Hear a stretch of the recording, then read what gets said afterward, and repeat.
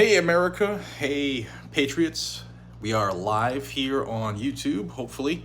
Hopefully, if YouTube lets folks see that I'm live. It's been a tricky couple days, but we have breaking news. I'm gonna wait a couple seconds to make sure some folks get in the room. I'm actually gonna try to log on and see if YouTube is showing this. But we have the Fifth Circuit Court of Appeals has just ruled. There we go. Hey y'all, how we doing? Breaking news, guys. The Fifth Circuit U.S. Court of Appeals has just ruled on Joe Biden's vaccine mandate, and they have ruled with the Constitution. That's right. The Fifth Circuit Court of Appeals has officially stayed Joe Biden's OSHA mandate. I am going to pull up. Figures, I just lost the damn thing. Give me 2 seconds. I'm going to pull up.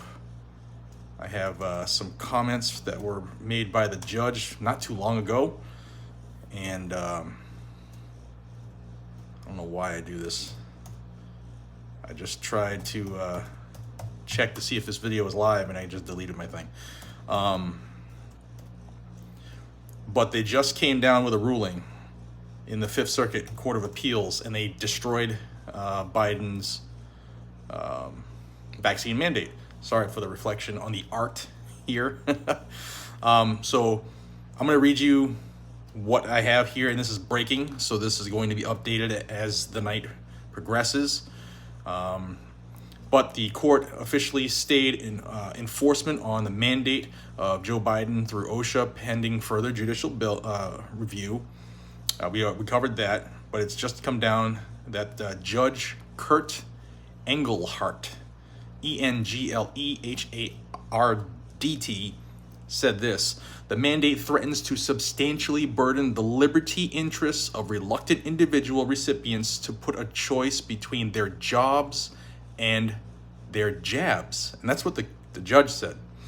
So the Fifth Circuit lawsuit that we've been following since Saturday night when they put an emergency stay on it, that was filed by Utah, South Carolina, Mississippi, and Texas. I think that's off the top of my head, I think that's every state in the Fifth Circuit. So the judges have ruled on it. A quick quote here from the Utah governor, whose name is Spencer J. Cox. He said, "We're encouraged by the court's recognition that the OSHA rule exceeds their authority with this mandate. This is a win for Utahns, Utahns. I've never heard it said that way. This is a win for everybody." Now, one thing that everybody needs to understand, this ruling does not have any effect, unfortunately. Thank you, Mike. I just saw that out of the corner of my eye. Thank you. This has no effect on any business at all that has implemented their own vaccine mandates. This is just saying that the OSHA one is unconstitutional. Now, does this mean that your company's one could be unconstitutional? That's a private company. They can kind of do things like that, and you're not guaranteed employment. However, the federal government has no right to violate your rights, to force you to try to put chemicals in your body. We have the right to be free.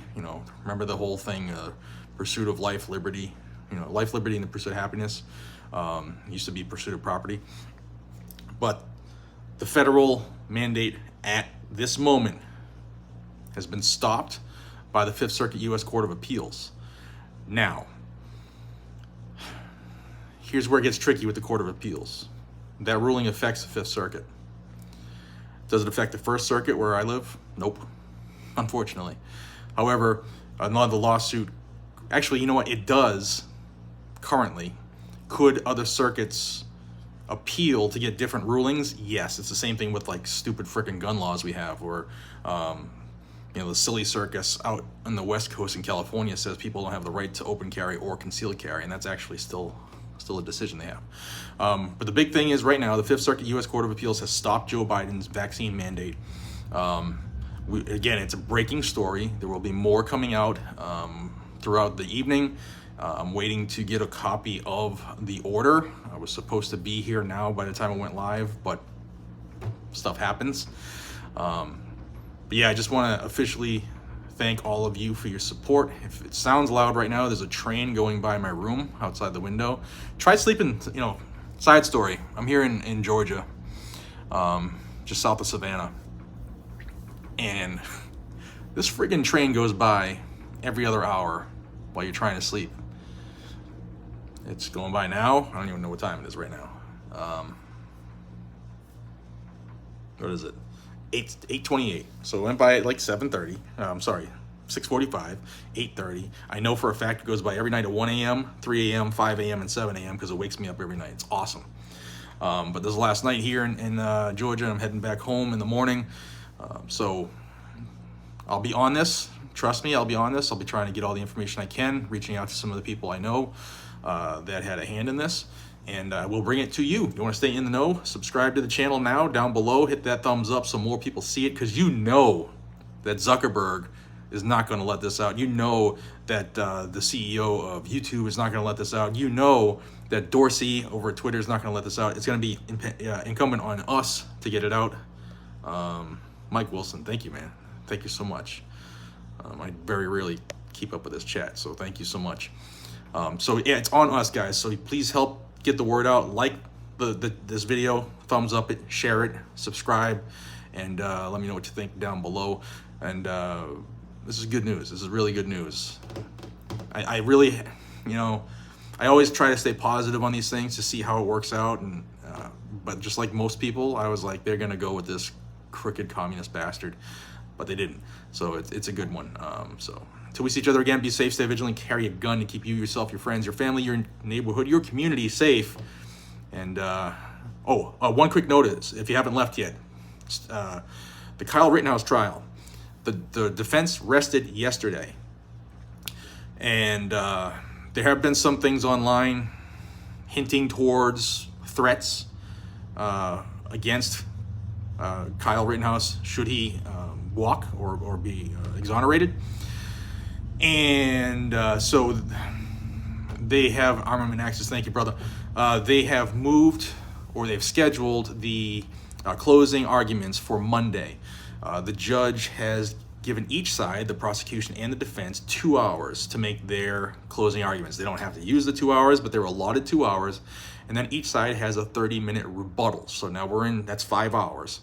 And then the judge is going to address some motion stuff that's probably not going to be long, and then it's going to be in the hands of the jury. I will be live streaming that on Monday. So if you want to watch this, I will bump it through to my channel as well, if you want to stay in the know and see what happens. And I don't know. Let me know what you guys and gals think. I think the case is obvious. Obviously a self-defense case, open and closed. But the prosecutor's been doing everything he can to get a mistrial. So now it's going to go to the jury. So we'll see what happens. But with that, I will say, if the jury comes back with a quick decision, just be prepared to take care of your community. Like I always say, be safe, stay vigilant, carry a gun, and keep you, yourself, your family, your friends, your community safe. And it might be time for the leftists, the activists, and the people who don't believe in freedom or self-defense anymore, or the Second Amendment. They might go on a little burning and pillaging thing, because that's what they do now. They hear the word no, and the kids get all upset. So I'll have everything I can as far as information on that. And thank you all. Have a fantastic night. I will see you when I get back home. And it's already cold and raining. It's almost ready for snowing, and I hate it.